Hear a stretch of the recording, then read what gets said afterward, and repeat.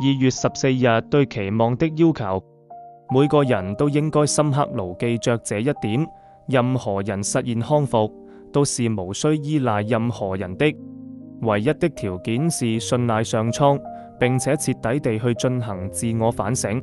是走者護戒協會第73頁。如何看待期望，是會議中常討論的話題。希望自己能進步，得到生活中的美好事物，得到別人合理的對待，也並沒有什麼錯的。我陷入麻煩是因為我的期望變成了要求，我可能會得不到我想得到的東西，事情也不按我的意願發展，因為人們有時會讓我失望。唯一的問題是，我要怎麼處理這件事呢？陷入了自我憐憫或憤怒而不能自拔，伺機報復會使事情變得更糟，還是相信上蒼的力量，相信他會將祝福帶到狼藉中的我的身旁？我是否可以問，我應該學習什麼知識呢？